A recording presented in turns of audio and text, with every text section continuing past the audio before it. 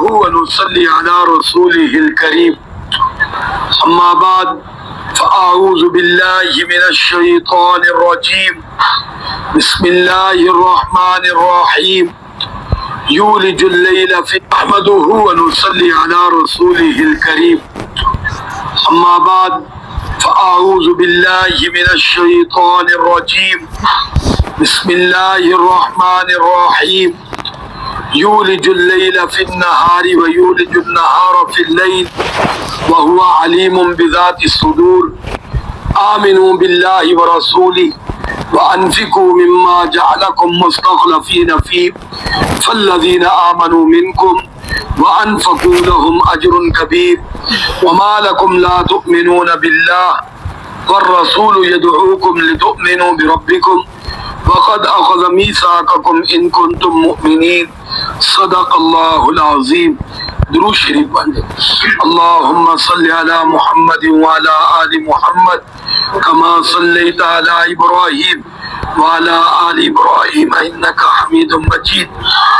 اللهم بارك على محمد وعلى آل محمد كما باركت على إبراهيم وعلى آل إبراهيم إنك حميد مجيد.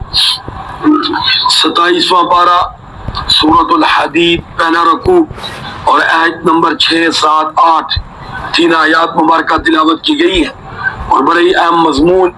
پہلی آیت میں اللہ تعالیٰ نے اپنی قدرت کا ذکر فرمایا رات اور دن کے حوالے سے، اور پھر دوسری آیت مبارکہ میں اللہ تعالیٰ نے ایمان کا اور اپنے راستے میں خرچ کرنے کا ذکر فرمایا، اور تیسری آیت مبارکہ میں یہ حکم فرمایا کہ تم ایمان کیوں نہیں لاتے جبکہ رسول اللہ صلی اللہ علیہ وسلم تمہیں ایمان کی دعوت دیتے ہیں. فرمایا یولج اللیل فی النہار ویولج النہار فی اللیل، فرمایا وہ داخل کرتا ہے رات کو دن میں. رات کو داخل کرتا ہے کس میں بولو بھائی؟ دن میں. کب رات دن میں داخل ہوتی ہے؟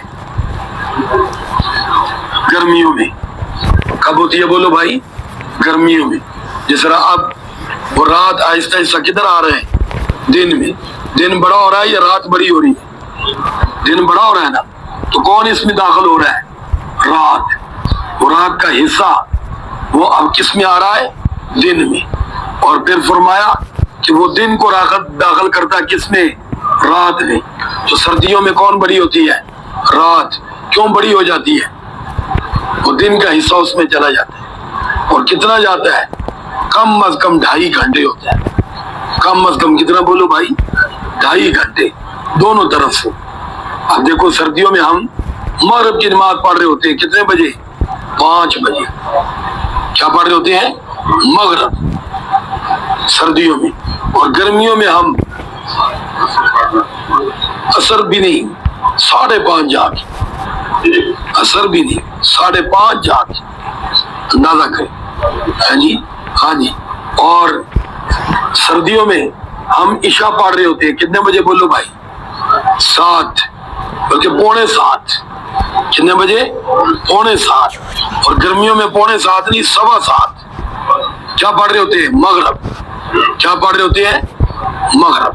اندازہ کریں. عشاء پڑھ رہے ہوتے ہیں 6:45 اور گرمیوں میں مغرب پڑھ رہے ہوتے ہیں 7:15. 6:45 بھی نہیں. 6:45 ٹائم نہیں داخل ہوتا. ہاں جی. اور عشاء پڑھ رہے ہوتے ہیں 9 بجے. تو یہ نظام کون بنانے والا بول؟ اب بتاؤ اگر 2 ہوتے نظام چلانے والے تو کبھی نہ کبھی رخ بدل جاتا. سردیوں والا ٹائم گرمیوں میں آ جاتا اور گرمیوں والا کیونکہ وہ کہتے یار اب تک تیری مانی تو اب میری مان. تو پتہ چلا کہ کوئی چلانے والا بھی ہے اور وہ اکیلا بھی ہے. بغیر چلائے نہیں چلتا. چلانے والا ہے. اور یہ بھی پتہ چلا کہ اکیلا ہے، 2 نہیں. ایک تو اللہ نے یہ قدرت کی نشانی بتا دی اور پھر یہ بھی فرما دیا وَهُوَ عَلِيمٌ بِذَاتِ الصُّدُورِ. ایک تو علم ہے یہ ظاہری چیزوں کا. اللہ فرماتے ہیں یہ تو بعض دفعہ لوگ بھی دیکھ کر جان لیتے ہیں. فرمایا ہم تو چھپا ہوا جو سینہ نا جس کو لوگ بھی نہیں دیکھ سکتے، اپنا بھی کوئی نہیں دیکھ سکتا، یہ اندر ہمارا اندر کا سینہ میں نظر آ رہا. بولو بھائی. اللہ فرماتے میں اس کو بھی جانتا ہوں اس میں کیا ہے. کیا خیالات ہے، کیا انسان سوچ رہا ہے، بلکہ ہمیں تو سوچ کے بعد پتہ چلتا مجھے یہ سوچ آئی تھی، اللہ ہماری سوچ سے پہلے ہمیں جانتا ہے، سبحان اللہ۔ پھر اللہ تعالیٰ نے حکم دیا، جب یہ ساری چیزیں فرمایا بندے تو مانتا ہے، تو فرمایا آمنو باللہ، پھر رکا ہوا کیوں ہے؟ اللہ پر کیا لیا؟ ایمان۔ تو سب کہہ دو آمنا، آمنا باللہ، ہمارا اللہ پر کیا ہے؟ ایمان ہے۔ کیا ایمان ہے؟ کہ وہ ہمارا خالق بھی ہے، ہمارا مالک، ہمارا داتا، دستگیر، مشکل کشا، حاجت روا، مختار کل، عالم الغیب، معبود برحق، وحدہ لا شریک۔ ہم اللہ کو یہ مانتے، ذات میں بھی اکیلا، صفات میں بھی اکیلا، اس کی ذات میں بھی کسی کو شریک نہیں مانتے، اس کی صفات میں بھی کسی کو شریک نہیں مانتے۔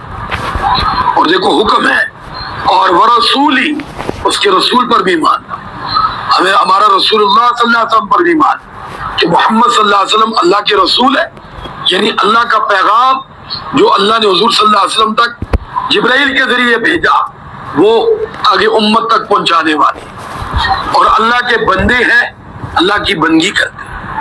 عبدہ ورسولہ، عبدہ ورسولہ، وہ اللہ کی ذات اور صفات میں شریک نہیں ہے کیونکہ اللہ وحدہ لا شریک۔ پھر فرمایا وَأَنفِقُوا، اللہ کے راستے میں خرچ کرو، خرچ کرو۔ دیکھو یہاں بات بڑے نئے انداز میں ذکر کی، عموماً ہوتا ہے بس خرچ کرو، یہاں یہ فرمایا کہ مما جعلکم مستخلفین فی، یہ تم کہیں سے نہیں لائے جو تم کو یہ میرا ہے۔ کون؟ مال۔ فرمایا تمہیں بنایا گیا ہے پہلوں کا نیب، یہ تمہارے باپ کی کمائی ہے، تمہاری کمائی اور اس کی بھی نہیں، اس کے باپ کی، یوں سلسلہ ہے، گویا اینڈ یوں ہی آ جائے گا، کسی کی کمائی نہیں، اللہ کی عطا ہے۔ اوپر یہی ہے، کس کی عطا ہے؟ سارے بولو۔ اب بالفرض آدم علیہ السلام سب سے اینڈ پہ آئیں گے، ابتدا دیکھو تو وہاں انتہا ادھر سے نیچے سے اوپر جائے تو آگے کون آئے گے؟ تو آدم علیہ السلام کہاں سے لائے تھے؟ کہیں سے نہیں، سارا کچھ کس نے بنایا ہے؟ تو پھر اینڈ یہ آ جائے گا۔ لیکن ادھر وہ چیز ذکر کر دی جو عموماً ہمارے اور عام میں بھی ہوتا ہے، میرے ابا نے میرے لیے یہ کیا، یہ کیا، یہ کیا، تو اس لیے فرمایا کہ اب جب اس کی جگہ تو آ گیا، تجھے یہ سارا کچھ مل گیا، تو فرمایا اس کے اوپر سانپ بن کے نہ بیٹھ، اس سے فائدہ اٹھا اپنی ذات کے اعتبار سے اور اپنی آخرت کے اعتبار سے۔ ذات کے اعتبار سے جو تیری جائز ضرورت ہے اس سے پوری کر، اللہ کی نعمت سمجھ، انعام سمجھ، باپ کا احسان سمجھ، اس نے خون پسینہ لگایا اور تمہارے لیے گھر بار سب کچھ کیا کر دیا؟ بنا دیا۔ اس لیے فرمایا پھر اپنی آخرت کی بھی فکر کر، اس کو اللہ کے راستے میں خرچ کر۔ خرچ کرنے کے دو فائدے، ایک تو اس پر یہ عمل ہوا، انسان کا گھر آخرت میں بن گیا، دوسرا اسی باپ کے لیے صدقہ جاریہ بن گیا جو محنت کر کے کما کے چھوڑ گیا تھا۔ جب بیٹا اللہ کے راستے میں خرچ کرتا ہے تو اس کا اجر اس کے باپ کو بھی پہنچتا ہے۔ کمائی کس کی ہے بولو؟ اس کے باپ کی، اس کو بھی اجر ملتا ہے، لیکن اگر یہ ہاتھ دبائے گا تو باپ بھی اجر سے محروم رہے گا اور یہ خود بھی آخرت سے کیا رہے گا؟ محروم رہے گا۔ ایک وقت آئے گا یہ بھی چھوڑ کے چلا جائے گا، اور پھر ہوگا کیا؟ دو نقصان ہوگا۔ ایک تو دو تو اس نے کیے، اپنی بھی آخرت خراب کی اور باپ بیچارے کو بھی محروم کیا، کسے؟ ثواب سے۔ آنے والا بھی ایسے کرے گا، وہ اس کو محروم کرے گا، یاد رکھنا، اس کو بھی کیا کرے گا؟ محروم کرے گا۔ جب اس نے باپ کے لیے کچھ نہیں خرچ کیا تو بیٹا کرے گا؟ وہ نہیں کرے گا، وہ کہے گا میرے ابے نے نہیں کیا۔ ہمارے مفتی مولانا عتیق الرحمان صاحب ہیں حجرہ والے، وہ بیکس صاحب کے ایک آدمی کا واقعہ سنا رہے تھے کہ وہ ارب پتی آدمی، وہ کہتے بعض دفعہ چیز لیتے ہوئے بندہ حیران ہوتا تھا کہ گھر کے لیے بھی چیز لینی نا، وہ بڑی تھوڑی تھوڑی، یعنی چکر اس میں تھا کہ اب پیسہ بچایا جائے، لگایا جائے کاروبار میں اور بنایا جائے۔ تو وہ فرماتے ہیں کہ وہ بس وقت آنا تو چلا گیا. اب بیٹوں کا حال یہ ہے کہ کسی نے کبھی دھیلا بھی مسجد میں نہیں دیا. دھیلا سمجھتے ہو؟ کس دور میں دھیلی چلتی بھی تھی لاہور میں. ہاں جی, دھیلی کس کو کہتے تھے؟ اٹھیانی کو, چوانی اٹھیانی. ہاں جی, فرماتے ہیں آج کی اس دور کی بات کر کہ 1 روپیہ کبھی نہیں سنا کبھی وہ کوئی عمرے پہ ان پہ گیا ہو, کبھی کسی غریب کو کوئی دیا ہو. کیوں؟ ابے کو دیتے ہوئے دیکھے ہی. ابا بھی بڑھوتری کے چکر میں رہا تو پیچھے والے بھی اسی چکر میں پڑ گئے اور بھول گئے کہ جس طرح وہ خالی ہاتھ گیا ہم نے بھی خالی ہاتھ چلے جانا ہے. اب بینک میں پڑا, بینک والے استعمال کر رہے موجے مار. اب دیکھ لو, بینک میں رکھنے کا ایک نقصان ظاہری تو یہ پکا ہے, ایک ہے نا حفاظت کے لیے وہ اور چیز ہے, ایک بڑھانے کے لیے مال اس کا ہے, موجے وہ مار.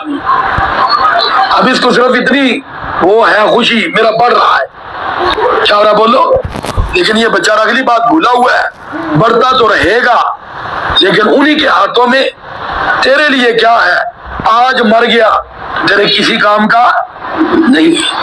کہ خاص طور پہ جو لوگ اکاؤنٹ بھی نہ بتائے کسی کو, بعض جب انسان کو ہرس یہاں تک بھی لے جاتی, کسی کو نہیں بتاتے تو آپ جانتے ہیں وہ پھر کسی کو ملتا بھی نہیں, کیونکہ وہاں تو پہلی شرط کی ہوتی ہے اکاؤنٹ بتاؤ, وہ کہتے نہیں پتا, وہ کہتے پیچھے ہو جاؤ, اگلے کو باری دو, تم کدھر ہو جاؤ, بولو پیچھے ہو جاؤ, مطلب گھر جاؤ تلاش کر کے لاؤ اکاؤنٹ نمبر, نہیں تو پڑا رہے.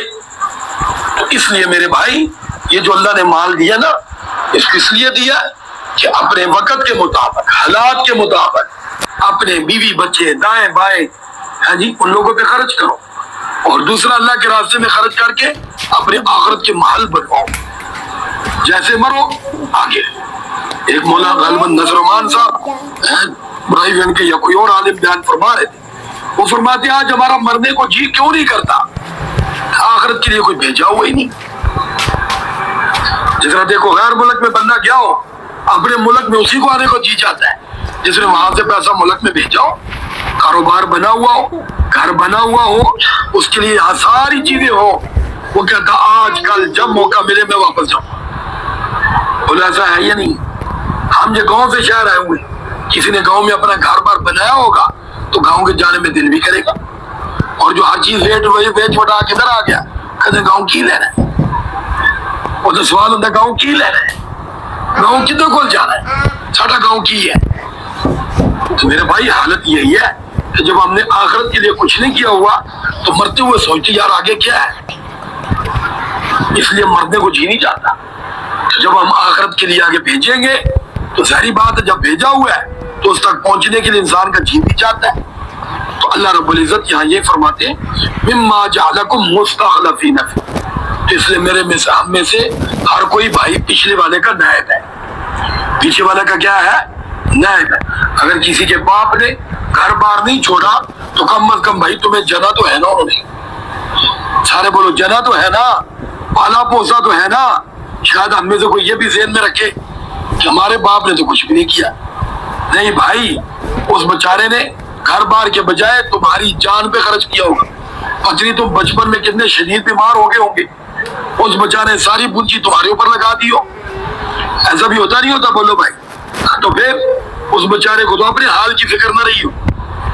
تو اس لیے بہرحال یہ نہیں کہا جا سکتا ہر ایک کے ماں باپ نے اولاد کے لیے بڑا کچھ کیا ہوتا ہے. بعضوں نے گھر بار تو نہیں بنایا ہوتے, تربیت بڑی اچھی کر دی ہوتی ہے جو بہترین کما سکتی, اور یہ نہیں تو ان کو پڑھایا ہوتا ہے. اس کی مثالیں 2 ہیں. اب بڑے لوگوں کی مثال دینے لگا ہوں. حضرت عمر بن عبد العزیز رحمۃ اللہ علیہ, حضرت عمر رضی اللہ تعالیٰ کی یہ نسل سے اور بہت عادل خلیفہ تھے. آتا ہے ان کے بارے میں کہ ان کے بھی بیٹے تھے, اولاد, لیکن انہوں نے بجائے ان کے لیے گھر بار محل بنانے کی انہوں نے ان کی تربیت کی. کیا کی؟ تربیت. جب وہ دنیا سے گئے تو غالباً کم و پیش کوئی 11 درہم تھے, 11 روپے سمجھو. تو یار 11 روپے کیا ہوتے, لیکن وہ وقت آیا کہ ان کے سارے بیٹے اپنے دور کے وقت کے گورنر بنے اور وہ بھی بادشاہ وقت گھر چل کے آیا عہدہ لے کر، اور ایک مروان دوسرا بادشاہ بھی تھا، وہ جب مرا اس نے لاکھوں درہم چھوڑے بیٹوں کے، لیکن بیٹوں کی تربیت نہیں کی ہوئی تھی۔ وہ وقت آیا کہ بیٹوں نے چند دنوں میں وہ اڑا دیے یاشی میں۔ پھر دہلی کی جامع مسجد کے باہر ان کے بیٹوں کو بھیک مانگتے ہوئے دیکھا۔ کیا مانگتے ہوئے بولو؟ بھیک۔ تربیت میں اور عدم تربیت میں یہ فرق ہوتا ہے۔ اگر اولاد کی تربیت نہ ہو تو ہم اربوں بھی چھوڑ گئے تو وہ میرے بھائی جیسا آیا ویسے ہی اڑائے۔ تربیت کر دی تو آپ نے ان کے لیے کچھ بھی نہیں چھوڑا، وہ تربیت ان کو بہت اوپر لے جائے گی۔ وہ فقیر سے امیر بنا دے گی، اور تربیت نہ ہوئی تو امیر سے کیا بنا دے گی؟ دونوں مثالیں میں نے آپ کو دے دی ہیں۔ تمہارا آگے اللہ رب العزت فرماتے ہیں وَالَّذِينَ آمَنُوا مِنْكُمْ، تم میں سے وہ لوگ جو ایمان لے آئے۔ پھر کیا فرمایا؟ وَأَنفَقُوا، اللہ کے راستے میں کیا کیا؟ خرچ کیا۔ لَهُمْ أَجْرٌ كَبِيرٌ، ان کے لیے بڑا اجر ہے۔ تو بھائی ان دونوں باتوں کو جمع کرنا ہے، ایمان کے ساتھ ساتھ اللہ کے راستے میں کیا کرنا؟ خرچ کرنا، یاد رکھنا۔ پھر فرمایا وَمَا لَكُمْ لَا تُؤْمِنُونَ بِاللَّهِ، کیا بات ہے تم کیوں نہیں اللہ پر ایمان لاتے؟ جو لوگ ایمان نہیں لاتے یہ ان کو اللہ تعالیٰ ڈانٹ رہا ہے۔ فرمایا وَالرَّسُولُ يَدْعُوكُمْ، رسول تمہیں بلا رہے ہیں کس بات کی طرف؟ لِتُؤْمِنُوا بِرَبِّكُمْ، کہ تم رب پر کیا لے آؤ؟ ایمان لاؤ، اس پر بھروسہ کرو، اس پر توکل کرو، اور اس کے راستے میں خرچ کرتے ہوئے یہ دل کے اندر وہ کیا کہتے ہیں، گھٹن پیدا کرو، وسعت پیدا کرو کہ اس کے لیے خرچ کر رہا ہوں، وہ 1 کے بدلے 10 دے گا، 1 کے بدلے 70 دے گا، اور اگر اس کو پسند آ گیا تو شایان شان عطا کر دے گا۔